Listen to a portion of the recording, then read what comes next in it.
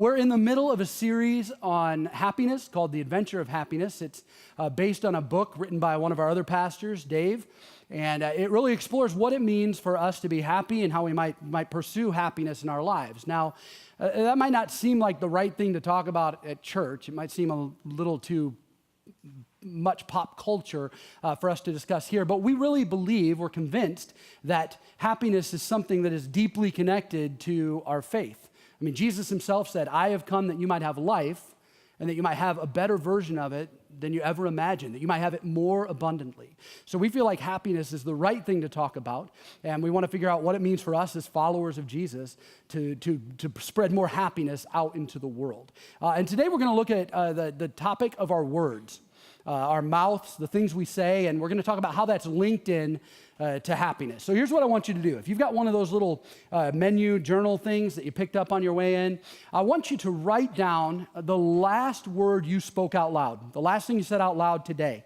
I want you to write it down and draw a circle around it. Now, I like doing this because I think next week when people look in these journals, they're going to see a random word written in there and they're going to wonder what's going on and what kind of things we're talking about.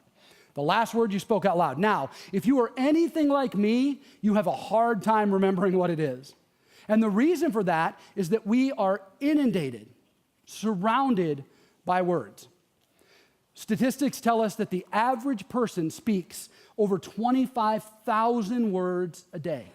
Imagine that every one of those words were a little bouncy ball like this one. 25,000 of these just lobbing out at the world, at other people. But those aren't the only words we hear.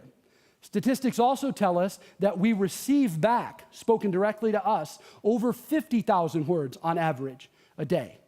So imagine that, 25,000 little bouncy super balls coming from us and 50,000 of them coming back. That doesn't count the words you hear that aren't spoken to you. That doesn't count what you type with your thumbs on your phone. That doesn't count what you read. There are words everywhere. And words are powerful. Don't make this mistake. Don't think that your words don't have value. The words that we speak are incredibly powerful. I mean, just think about the most basic words in the English language. Yes and no. Will you marry me? Yes. No. Is it cancer? Yes. No. Our words are powerful. They have impact. And this isn't a new idea. The Bible talks about this. James chapter 3 says, a bit in the mouth of a horse controls the whole horse. A small rudder on a huge ship in the hands of a skilled captain sets a course in the face of the strongest winds. A word out of your mouth may seem of no significance, but it can accomplish nearly anything or destroy nearly anything. Our words have incredible power. And the power isn't just mental, it's not just spiritual, it's not just, it's just psychological. The power is actually physical. With our words. I have a friend named Greg. Greg is one of the leading mental health experts in the country. He lives here in Jackson. I was talking to him about this idea of our words, and he was telling me that our words have physical power. And I said, well, what do you mean? He said, I can demonstrate it on you if you want me to. Now, whenever anyone says to me, I can demonstrate it on you, I'm instantly not interested in whatever that means. But Greg tells me, just stand still, hold your arm out like this. And he said, and I'm going to say something to you, and then I'm going to try to push down on your arm. Don't let me. I'm like, all right, that makes sense. So I hold my arm out like this, and Greg says, Ben, I want you to know that I really enjoy listening to you speak. I think you're getting better and better, and I always get something personally meaningful out of it when you talk. Wow, that's so nice, Greg. And then he pushes down on my arm, and it doesn't go down. It holds strong. And then he looks at me, and he says, Ben, those are the stupidest shoes I've ever seen anybody wear. He goes, I don't know why you would wear those shoes. I don't know if you're trying out for the circus. I don't know what it is you're trying to do, but you should never leave your house with those shoes on. You've made a mistake. He pushes down on my arm, and it goes down like that. Well, I can't believe this. So I'm like, you got to try this again. And he does it again and again. And then I see him do it on other people. And every single time he says something positive, I'm strong. And he says something negative, and I'm weak. So I ask him, well, how does this work? What kind of voodoo is this that you've placed on me right now? And he says, here's how it works. He says, it's actually quite simple.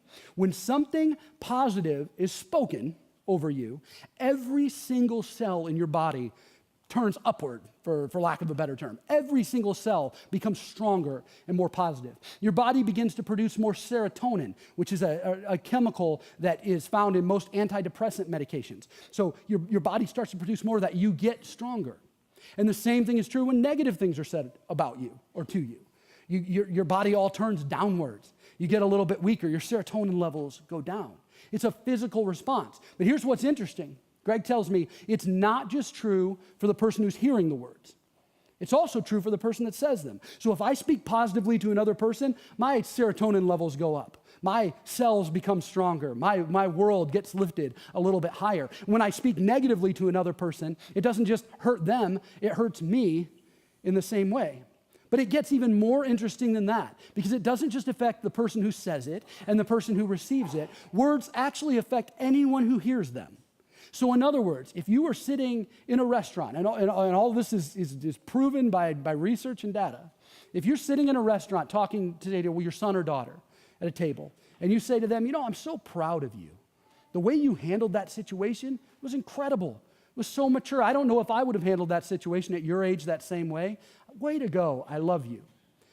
They get a little bit stronger. Their serotonin levels go up. Yours go up. But the person sitting at the table behind you who overhears the conversation, they walk a little bit taller as well. And they get a little bit stronger.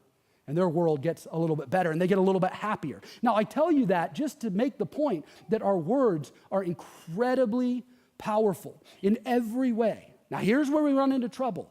We do not treat our words as if they are powerful. Why? Because we have so many of them.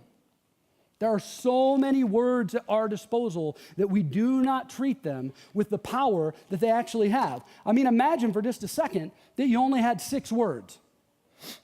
Imagine that these little Super Balls in this jar represented the amount of words that you have. You only had 6 that you could use every day. I bet you would treat them differently. But we all know that this is not the case.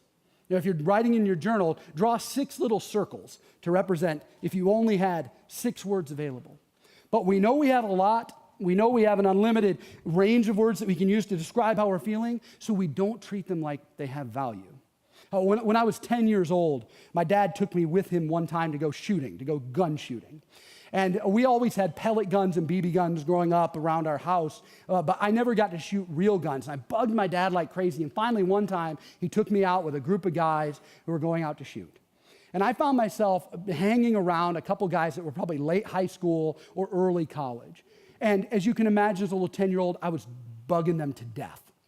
Hey, can I, that looks fun. Can I try? What kind of gun is that? Finally, one of them turned to me and said, if I let you shoot this gun, will you shut up? And I said, yeah, absolutely, I'm ready. He was shooting a 12-gauge shotgun. And he handed it to me at 10 years old. And I said, okay, what do I do? He said, well, don't point it at me, point it over there. And he said, and here's what you do. And he kind of got a funny smile on his face. He said, hold it as far out as you can. Hold your arm straight out like this. So I said, well, but when I watched you shoot it, you held it close to you. And he said, that's because I'm a grown-up. Kids, the younger you are, the further out you should hold it. And I see all these guys laughing, but I don't really know why. Now, you're laughing because you know how the story ends. I hold the gun out like that. I shoot it. Blam! It caves back into my shoulder, knocks me 15 feet back. For 2 weeks, I have a huge bruise on my shoulder. I'm crying. They're all laughing. I run to my dad and tell him. He laughs too because he's a bad person. Right? But I tell you that to say that's the same way it is. When we treat words that have power as if they don't have power, as if they don't matter, it's like handing a 12-gauge to a 10-year-old and telling him to hold it out like this. And the longer we do that, the more that it affects the world we live in. And we see it every day, don't we? I was at Polly's a couple weeks ago, and I needed to get some coleslaw for dinner, picking it up on my way home from work. And I walk up to the deli counter, and there's 2 other people standing up there waiting, and no one behind the counter. No one serving anybody.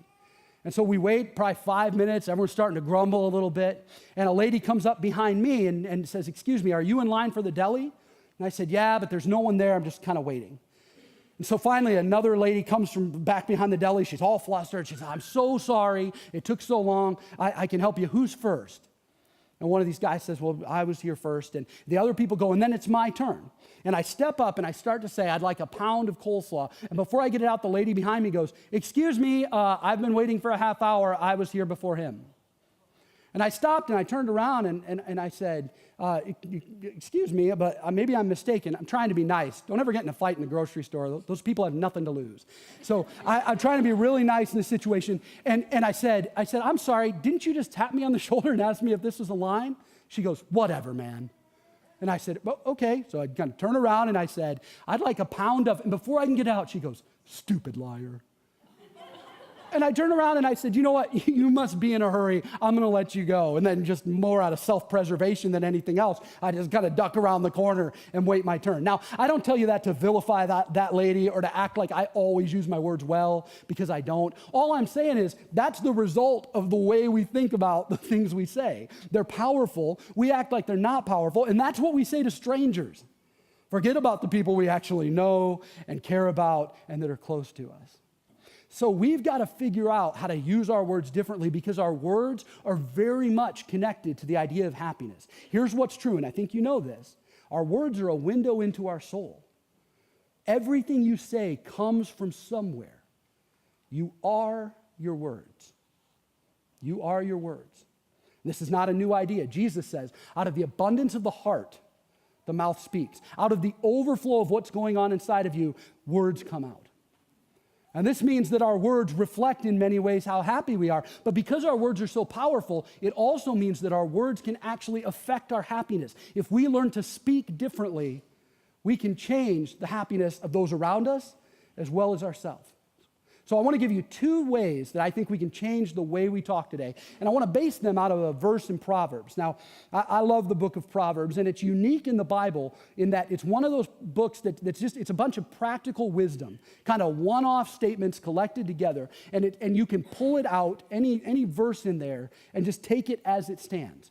Many parts of the Bible, you need to understand the context to understand what's going on, but Proverbs is unique in that it's much easier to pull it out and let it stand. And one of my favorite verses is Proverbs chapter 12, verse 18. Here's what it says. Careless words stab like a sword, but the words of the wise bring healing. The Bible contrasts 2 different kinds of words. It says, careless words stab like a sword, words that are spoken without purpose and meaning, but the words of the wise, right? Wise words can heal. So using this verse, I want to tell you 2 different things you can change about your words. The first thing is we need to learn to bite our tongues. We need to learn to reduce the amount of negative speech that comes out of our mouths, because it's hurting the people around us, and it's hurting us as well. Now, negative speech is most easily understood, I think, for us in 2 ways. There are 2 ways that we most often speak negatively. It's criticism and it's complaining. So let me talk to you about these 2 things and how I think they're careless and how they might stab like a sword. When we think of critical speech, it's easy to recognize in other people and harder to see in ourselves. Right? So if I said to you, think of the most critical person you know, go ahead for a minute. I bet it doesn't make you happy. In fact, your arm would go down a little bit if you did the test, because just thinking about that person lowers everything around us. Now, maybe you are a person who is critical, but you kind of wear it like a badge of honor. You know, hey, I'm a truth teller. I'm that person who tells it like it is, man. If you want to know what you're messing up, you come ask me. Can I say something really gently? No one likes you when you do that. No one likes that about you. And let me say something more serious, because I'm being a bit facetious with that. Who gave you that job? Can I ask that? Who made it your responsibility in the world to be the one who is critical of everyone around you? Because when I read the Bible, that is not the message I get. Because the Bible says things like, let our words be seasoned with love and with grace. The Bible says, if you're about to be critical of another person and the speck they have in their eye, you ought to make sure you get the 2x4 out of yours first. The Bible says that if we catch somebody sinning, if we see someone who's doing something wrong, it says that we should restore them gently. The Bible says that if we have a problem with another person, that we should bring other people with us to have that conversation. What's the Bible saying in all this? It's saying that if we're going to be critical, we need to be careful and we need to be cautious. Those are good words to write down. If you're going to be critical of another person, you need to understand that that criticism, justified or not, is going to lower the world for them. It's going to hurt them in some way, even if it helps them in the long term. You need to think of your criticism as a debit out of their account. And we need to be cautious and we need to be careful when we share these kind of critical thoughts. A lot of times people who are critical like this will justify it by saying something like, well, they know I care about them, right? They know it's for their own good. Are you sure? You sure they do? I did 20 years of youth ministry in the church. And there were times after many youth groups where I would have a line of kids waiting to talk to me, to pray with me. So I say that to say I've had a lot of conversations with teenagers. And I cannot tell you how many times I've heard a teenage kid say, they don't understand me. My dad tells me I'm disappointing to him. My mom won't stop yelling at me. The one I remember most was sitting right outside here at a table on a Sunday night late when a girl said to me, you know the last thing my mom said to me today? She said, my life would be happier if you didn't come home. Now that's an extreme example, I understand. But my point is, we got to be careful with the way we use those words. And we got to make sure that we're not going, hey, they know I love them. Because I'm not sure they do. Careless words stab like a sword. We need to reduce the amount of criticism. And the other thing we need to reduce is the amount of complaining that we do. Now again, this is very easy to identify in other people. It is very easy for us to go, yep, I know all the complainers in my life. But what about us? I mean, I worry sometimes if someone could connect like a little device to me that just, recorded all the different times I complained, I'd probably be pretty embarrassed and appalled at what I got to at the end of the day. But if you know someone, think of the person in your mind right now who complains the most. Don't you ever want to grab them by the shoulders and go, hey, we know, we get it, all right? We know your job is bad. You don't like the people you work with. We understand. It's rainy outside. It messed up your hair. We get it. You had to wait too long for your latte. You had to wait in line when we understand. We know. And the reason we know is because the same things happen to us. We just don't talk about it every single second. And see, this is what complaining does. Complaining is the best way to make sure that the spotlight stays on me, right? Complaining is the way to make sure that everybody knows that even though other people might have equal circumstances, that mine somehow matter and I can shine a spotlight on that. But what we have to remember is the cost of that. Complaining is careless use of speech. It's careless use of our words, and eventually it brings people down around us, and we just have to be careful because it's very hard to be happy when you're complaining. And furthermore, it's very hard to be happy around you when you're complaining. Now, you might hear me say all that and go, okay, great, Ben. So what does that mean? I can't ever criticize somebody? Like if my kid is being dumb, I can't tell them? If my spouse is being special today, I can't let them know that they are. I can't let them know they're out of line. I can't ever complain about anything. I'm supposed to bury it all deep down inside. Just hold on to it. It's not what I'm saying. What I am calling for is discernment and wisdom and caution. What I'm saying is we need to think through our words. James chapter 1 says this, my brothers and sisters, understand me. Let everyone be quick to listen, slow to speak, and slow to be angry. The Bible tells us we should be slow to speak, and I think it's right. And so this is what I would recommend. If you have criticism that you need to share, if you have complaining that you want to do, slow down and think it through. This may come as a shock to us, but the world will not implode if you do not share your critical thought in real time with the people around you. Right? Nothing will go wrong if you keep your complaint to yourself for a little bit of time. Slow down and think it through. So for example, if someone in the room, I don't know who, had a 15-year-old son, and that 15-year-old son occasionally did not operate at what seemed to be full brain capacity, right? You might be tempted, whoever you are, you might be tempted to look at him and go, use your brain. What's wrong with you? You're dumb. Think it through, right? You might be tempted to say that in real time in response to something that he did. When he decided to see, I don't know, what things in your house he could light on fire with a lighter that he found in a drawer. So you might be tempted to say in that moment all of those things. But what would happen if you slowed down and thought it through? Sometimes in those moments, I write those things down in my journal. I can come back to it later. Now, you might go, well, if I don't tell him right this minute, I'm going to forget about it. Then maybe it wasn't a big deal to begin with, right? But if you write that thing down, my son is dumb. If you write that down and then come back to it, because that's the third part. Slow down, think it through, wait a bit. If you come back to it later, a day, 2 days later, you know what you're going to do? You're going to have wisdom in that moment. You're going to go, no, he's not. He's not dumb. He's 15. He's 15, and he's a good kid. He's making good decisions. This one wasn't. And even if you decide you've got to speak to him at that point, right? At least you can talk to them with some wisdom and some compassion and kindness rather than just in real time blurting out the first thing that you think. The same thing is true with complaining. Maybe you have something really worth complaining about and you need to get it off your chest. Slow down, think it through, wait a little bit, wait for the right time and decide if it's actually worth it. All we're saying is we need to be careful that we're not careless with our words because careless words stab like a sword.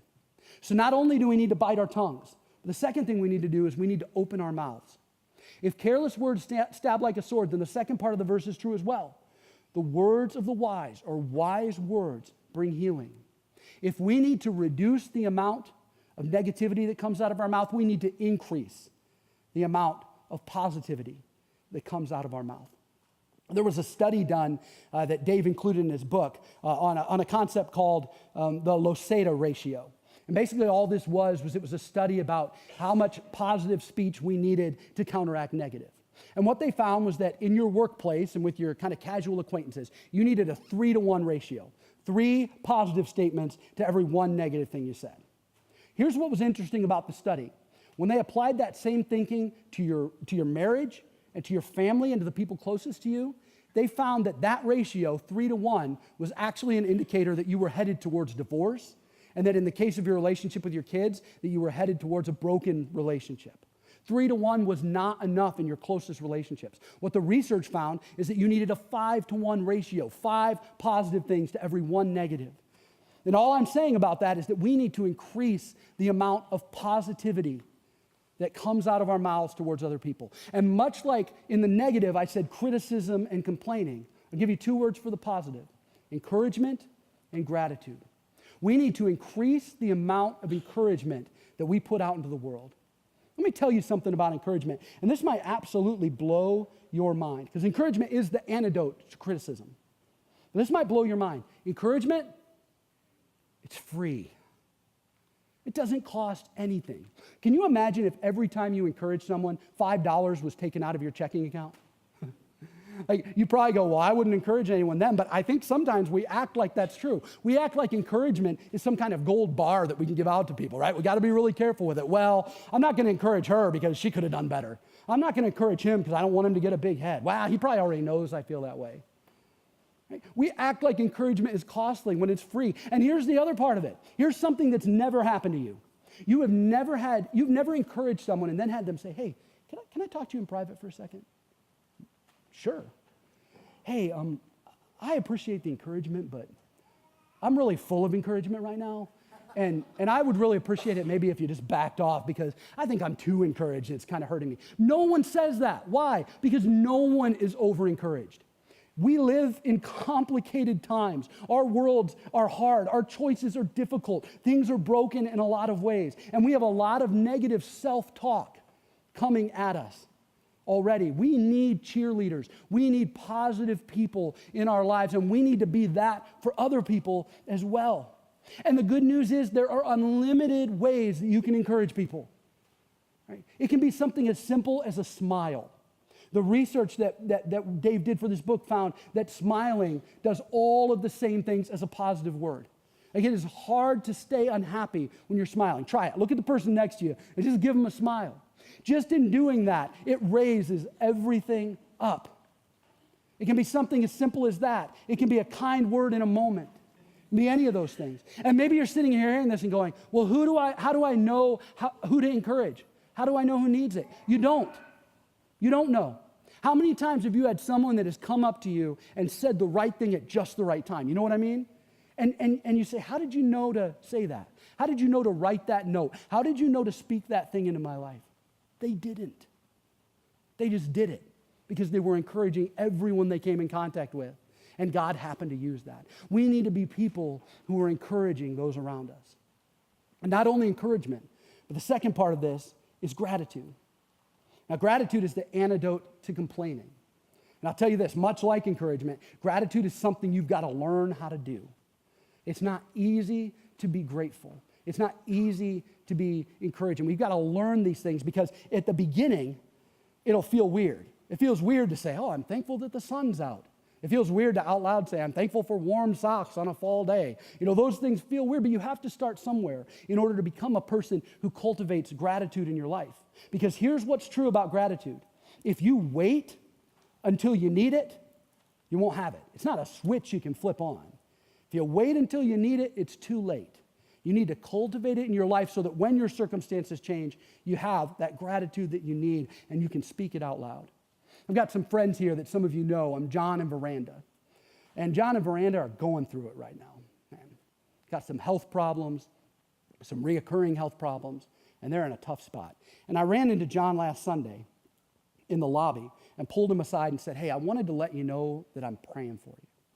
And I was feeling emotional as I said it. And John got a big smile on his face. And for the next 5 minutes, he proceeded to tell me every single good thing that had happened as they're battling this sickness in their family. The doctors that had showed up at just the right time. The medication that was working the way he wanted to. All of these positive things. I was blown away. I was ungrateful, and it wasn't even happening to me. And here's this guy just being grateful in a moment that's hard to be grateful. How did he do it? Because he's a grateful person. Because gratitude is built into his life and into Veranda's. Anytime you meet these people, anytime you talk to them, they're grateful all the time. And so when the bottom fell out, they just kept doing the thing they knew how to do. That's the kind of gratitude that we need to cultivate. And both gratitude and encouragement take some form of intentionality. If you looked at my calendar, like my Google Calendar on my phone or on my computer, you would see several really cryptic entries that seem kind of weird. Like, for example, you'd see an entry at 7 o'clock every day that's a question. It says, does she know I love her? Question mark. And that's in there every day, and that entry is for my daughter. My daughter's almost 17 years old. And I don't want to take for granted the fact that even though we have a pretty loving home, I don't want to take for granted that she just assumes that she matters. I don't want to take for granted that she knows I'm grateful for her or that I'm encouraging her. So I wrote it down, and every day that pops up, and that reminds me that I don't want there to be a 24-hour period in her existence where she does not know from me, from my mouth, that I love her, that I'm proud of her, that I'm grateful for her. It doesn't matter what we're going through in the moment. It doesn't matter what hard things have happened in that relationship. I want her to know that. So if you want to be a person who is using your words to heal and to build up, is using them wisely, then you got to be intentional about it. And I think this is what we know to be true. You cannot buy all the way into encouragement and gratitude and be an unhappy person. It just doesn't work that way. So we have a choice that we have to make. And it's not just a choice about whether we're going to be unhappy or happy. It's not just a choice about whether we're going to use negative words or positive words. It's a choice about what kind of person we're going to be, what kind of people we're going to be. So are we going to be people who use our words to hurt and to tear down? People who are filled with criticism because they know we care about them? People who are filled with complaint because we just need to vent? Are we going to be people that weaken the world? Or are we going to be people who encourage because the world around us needs it? Are we going to be grateful because it makes things better? Are we going to be people who heal with our words and who lift others up? I think this is a choice we have to make. And your words ultimately can heal the world. And so that's what we have to do. Now, this morning, we're going to take just a minute and put this into practice. Earlier, if you're writing in your journals, I had you draw 6 circles to represent what if we only had 6 words. And we're going to tease that question out. What if you only had 6 words to make a choice this morning about critical and complaint or encouraging and grateful? In literature, there's a common little kind of almost game going around right now called 6-word stories. It's where you take 6 words and try to communicate something. So we want you to use those 6 circles and write 6 words in there. 6 words that communicate your gratitude towards God in form of a little story. Some examples are up on the screen. We want you to use 6 words that maybe are the next encouraging thing that you need to say. Look, someone told me this morning at one of the earlier services, they said, man, when I wrote down the last word I said, I was embarrassed. Maybe write the story of what you should have said instead that would have encouraged. Maybe you're going through it right now, and you need to write a story that you don't own yet, but you wish was yours. You know what I mean? So take a few minutes and do that. And remember that careless words stab like a sword, but the words of the wise can heal the world. Let me pray for us, and then we'll do some singing and some writing. God, thank you so much for this passage. Thanks for all that we can gain from just such a simple truth.